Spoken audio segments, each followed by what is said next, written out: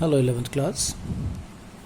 Now today this is our third PDF, and in this PDF we study about what is opportunity cost.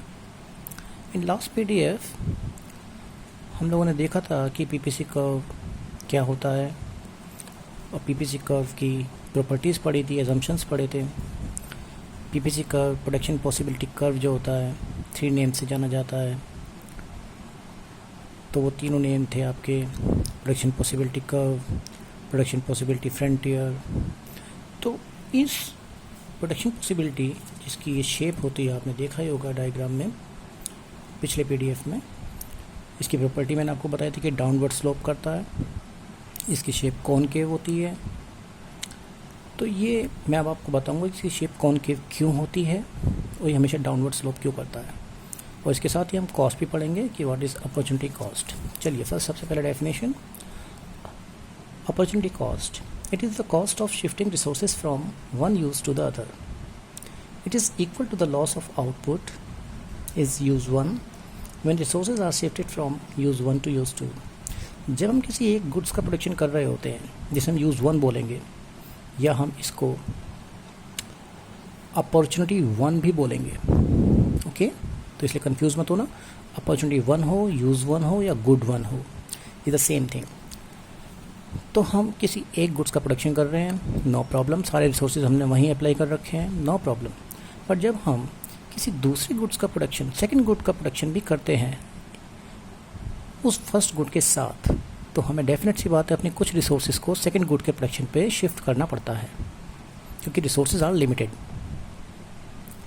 Resources में हमारा आता है जैसे land हो गया, बिल्डिंग हो गया, आपका पावर हो गया, लेबर हो गया, रॉ मटेरियल्स, ये सारे हमारे रिसोर्सेज हैं जो हमारे प्रोडक्शन प्रोसेस में यूज़ होते हैं।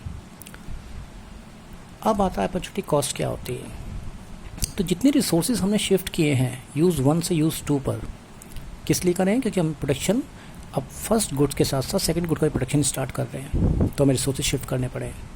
अब एग्जांपल लीजिए, consider one piece of land being use for you for the production of wheat. अब तक आप एक लैंड का पीस सिर्फ वीट प्रोड्यूस करने के लिए यूज़ कर रहे थे, जिसे हमने अपॉर्चुनिटी वन बोलेंगे, क्योंकि लैंड एक ही प्रोडक्शन में यूज़ हो रहा है, या यूज़ वन भी बोल सकते हैं इसको। Because of some reason you want to use this land for the production of rice, this opportunity two या यूज़ टू। अब आप वीट से राइस पर डाइवर्ट हो रहे हैं। रीज़न क्या हो सकता है इसका? क्योंकि आपको लग रहा है कि वीट से ज़्यादा प्रॉफिट राइस में है, इसलिए आपने इसके प्रोडक्शन की सोची है, बिजनेस माइंड है। तो डेफिनेट सी बात है, इसके रिसोर्सेज आप जो वीट में यूज़ कर रहे थे आप राइस पे यूज़ करेंगे। अब जो लैंड अब तक वीट में यूज़ हो रही थी वो कहाँ यूज़ होगी? अब राइस में, प्रोडक्शन में। तो इस तरह रिसोर्सेज शिफ्ट हुआ। अब रिसोर्सेज शिफ्ट होता है जब, तो उस रिसोर्सेज के शिफ्ट करने पर हमें कुछ लॉस उठाना पड़ता है। लॉस क्या उठा रहे हैं हम लॉस उठा रहे हैं वीट प्रोडक्शन का। जो हमें वीट से आउटपुट मिल रहा था वो नहीं मिलेगा। तो कितना आउटपुट हमें नहीं मिलेगा, हमें कितना लॉस हुआ है एक्चुअल में, that loss is called opportunity cost. उस लॉस को उठाकर हम क्या गेन करेंगे? राइस का प्रोडक्शन गेन करेंगे। तो हमें कुछ पाने के लिए कुछ खोना पड़ता है, जो खोने वाली चीज़ होती है that is called opportunity cost. Shifting from opportunity one to opportunity two, इस तरह शिफ्ट होना अपॉर्चुनिटी वन से अपॉर्चुनिटी टू पर इन्वॉल्व सम कॉस्ट, कुछ नुकसान उठाना पड़ता है। दिस कॉस्ट, जिसे loss of output of wheat भी बोलेंगे, this is called opportunity cost. Okay, ये होती है अपॉर्चुनिटी कॉस्ट। अब इसको ज़रा समझिए डायग्राम के थ्रू। यहाँ वीट की जो राइस की जगह हमने मैगी और पास्ता है, हम मैगी प्रोड्यूस कर रहे थे, नो प्रॉब्लम, 100 यूनिट मैगी की प्रोड्यूस हो रही थी, पास्ता 0 था। फिर हमने कहा कि मैगी से ज़्यादा प्रॉफिट पास्ता में होना चाहिए, तो हमने मैगी को प्रोड्यूस करना कम किया। जब हम कम करा, उस कम करने से हमने अपने रिसोर्सेज कहाँ शिफ्ट किए? रिसोर्सेज शिफ्ट किए हमने पास्ता पर। तो उस 10 यूनिट्स 100 से 90 पर आए। 10 यूनिट्स कम करने से हमें क्या फ़ायदा हुआ? हमें गेन हुआ क्या? 25 यूनिट्स का पास्ता हमें मिलना शुरू हो गया। फिर हमने और कम किया, फिर हमें और गेन हुआ, फिर और कम किया और गेन। तो इस तरह से हम कम करते चले गए और हमारा प्रोडक्शन सेकंड गुड्स का इंक्रीज़ होता चला गया। तो ये होती है अपॉर्चुनिटी कॉस्ट, जितना हम लॉस उठा रहे हैं गेन करने के लिए। तो ये लॉस जो होता है this is called opportunity cost. अब आता है हमारा टोटल अपॉर्चुनिटी कॉस्ट क्या होती है। It refers to total loss of output when the given resources are shifted from opportunity 1 to opportunity 2। जब हम सारे के सारे रिसोर्सेज गुड्स 1 से यूज़ 1 से अपॉर्चुनिटी 1 से कहाँ शिफ्ट कर देते हैं, अपॉर्चुनिटी 2 पर। जब हम सारे के सारे रिसोर्सेज, सारा का सारा प्रोडक्शन किसी फर्स्ट गुड्स का बंद करके सेकंड गुड का करने लगते हैं, 100 था तो ये 0 था, लास्ट वन में से बिल्कुल 0 कर दिया तो ये 87 हो गया। तो ये सारा जब हमने बंद कर दिया, सारे रिसोर्सेज हमने कहाँ शिफ्ट कर दिया, अब सेकंड गुड पर, तो ये सारा का सारा लॉस टोटल क्या कहलाएगा, टोटल अपॉर्चुनिटी कॉस्ट। यानी यहाँ से लेके आपका 100 से लेके 0 तक ये सारा लॉस हमारा क्या हो गया, total opportunity cost. This is called total opportunity cost. Okay, तो अब आता है हमारा next marginal opportunity cost. Marginal opportunity cost क्या होती है, it refers to the ratio between loss of output of ratio, ध्यान रखना रेशियो वर्ड आ जाता है मार्जिनल में, ratio between loss of output of opportunity 1 या गुड 1 या यूज 1 एक ही बात है, and gain of output opportunity 2 और गुड्स 2। लॉस एंड गेन, कुछ खोया तो कुछ पाया। When some resources are shifted from opportunity 1 to opportunity 2। अब आप देखिए सम रिसोर्सेज लिखा हुआ है, सारे रिसोर्सेज ट्रांसफ़र नहीं किए, कुछ रिसोर्सेज ट्रांसफ़र करके शिफ्ट करके ये देखा गया कि हमें कितना फ़ायदा हुआ। तो ये जो कुछ रिसोर्सेज यानी सम यूनिट्स को हमने कम किया है, तब हमें सम यूनिट्स मिली हैं। This is called marginal opportunity cost, यानी रेशियो निकाला जाता है कि कितना हमने नुकसान उठाया पर यूनिट पर और कितना हमें गेन हुआ पर यूनिट का।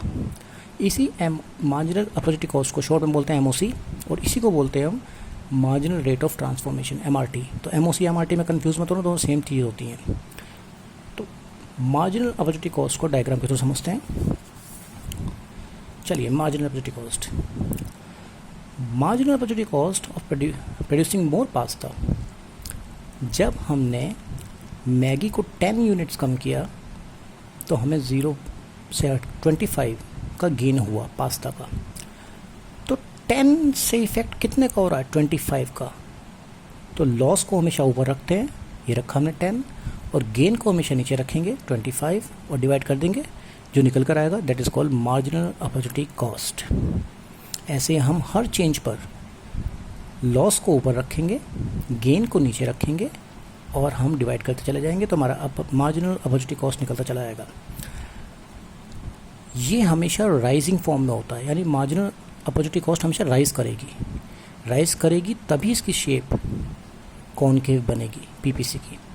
अब आप बोलोगे राइज ही क्यों करेगी, अगर ये कांस्टेंट होगी 0.4 0.4 0.4 0.4 0.4 एक सी जाती रहेगी, कांस्टेंट होगी, तो ये स्ट्रेट लाइन बन जाएगी, फिर PPC कॉनकेव नहीं होगा, स्ट्रेट लाइन हो जाएगा। और अगर ये राइज नहीं करेगी, बढ़ेगी नहीं, इंक्रीज़ नहीं करेगी, तो कम होने लगी, डिक्रीज़ होने लगी, तो क्या होगा, मान लो उल्टा कर दें, इसे 5 ऊपर कर दें, 3 इसके नीचे, इस तरह कम करते चले जाएं, तो बेटा ये शेप जो है कॉनकेव ना होकर क्या बन जाएगी, कॉन्वेक्स, इस टाइप से बन जाएगी।